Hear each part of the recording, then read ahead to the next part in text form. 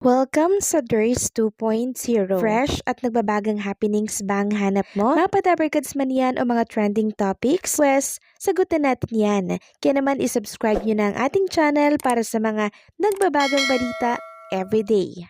So, ayun, welcome back again sa ating YouTube channel mga Kadabarkads, and for today's video, ang pag-uusapan natin ay tungkol sa mga importanteng kaganapan sa loob at sa labas ng Itbulaga. So, kahapon, 3 clones ang nakasama natin.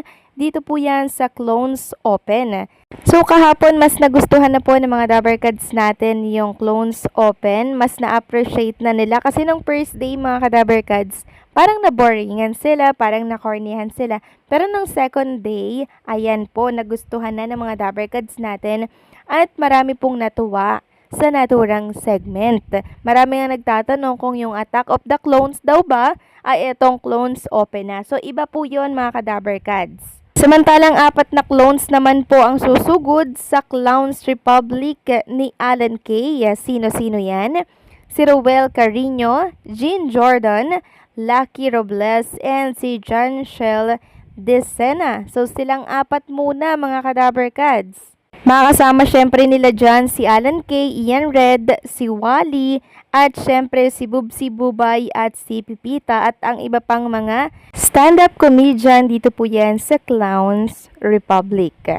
Samantalang naglabas naman po ng statement si Jean Jordan Abina para po yan sa mga tao pong patuloy na binabatikos po yung kanyang gender and yung kanyang itsura. Sabi nga dito ni Jean Jordan, maraming salamat po sa inyong lahat na sumusuporta sa akin at pinapanood kami mga clones sa Itbulaga. Hindi po talaga may iwasan na may mga taong ayaw sa akin.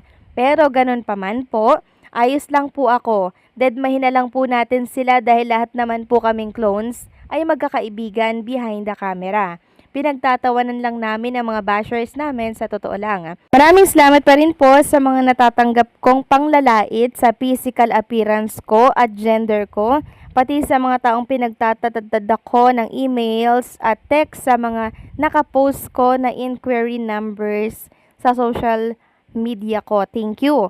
Hindi ninyo alam, ginagamit kong strength yan para magpatuloy sa buhay. Ito lang ang masasabi ko. I may not be everyone's cup of tea, but I'm definitely someone's favorite blend. At eto pa yung pahabol niya, sabi niya dito, kayo pa rin ang the best supporters ko, kaya maraming salamat sa inyong mga nagmamahal sa akin. Love ko kayo. Walang lugar sa akin ang inggit, I may not be there yet, but I'll keep celebrating those who already made it.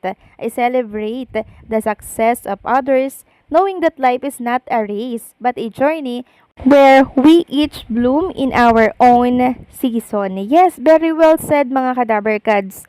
So, idedma mo na lang Jean Jordan yung mga bashers na yan. Dahil sabi nga nila, the more bash, the more blessings to come. At sa post na yan ni Jean Jordan Abina, sumaklolo po itong si Lucky M. Robles. Sabi niya po, hugs kapatid Jean Jordan, pamilya tayong magkakapatid sa The Clones. Yun ang mahalaga. Cheers for more blessings sa lahat ng clones. Meron kasing ibang mga fan na pinagkukumpara po si Jean Jordan at sa iba pang mga clones.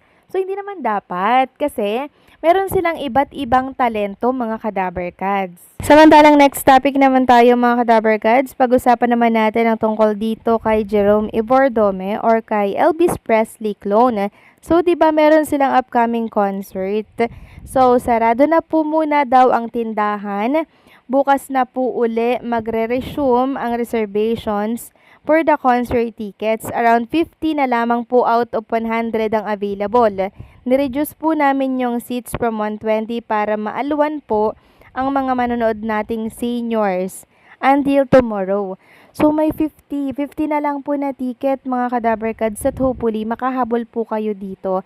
Kasi nga naman, pag sobrang dami na po, baka hindi lahat ma-accommodate, 'di ba? Baka ang sikip-sikip na po ng place. So, ang mangyayari niyan, hindi mag-enjoy ang lahat, 'di ba?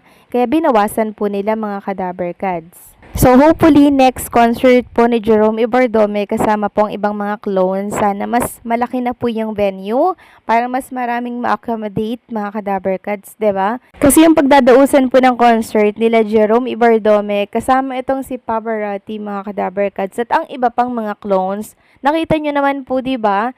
Sobrang laki at halos 2,800 katao po yung pwedeng ma-accommodate ng venue. So, hopefully, makarating lahat yung mga sumusuporta po sa mga clones natin, lalo na kay Jerome Ibardome, kasi sobrang mag-e-enjoy sila. Ang ganda ng place, mga Kadabarkads.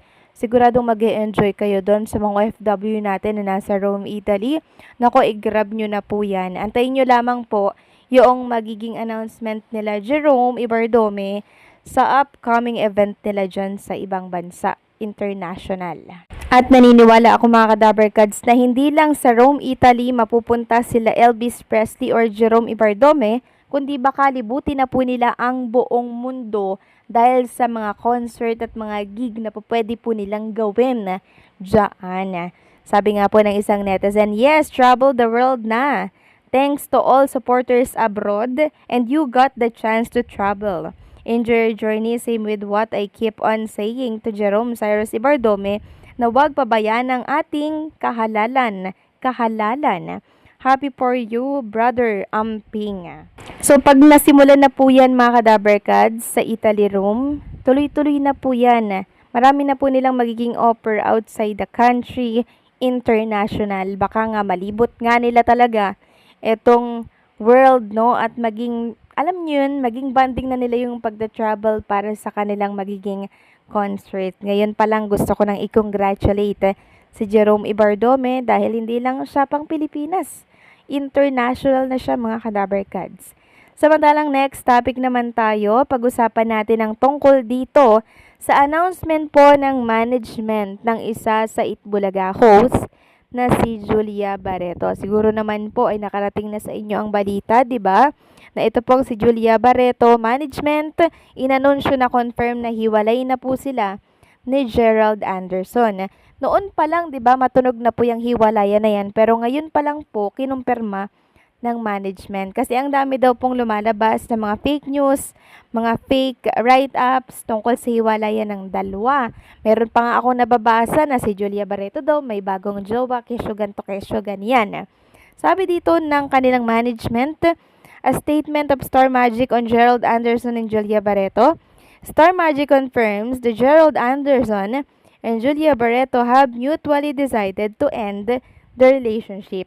We request the public to respect their decision and refrain from spreading false narratives.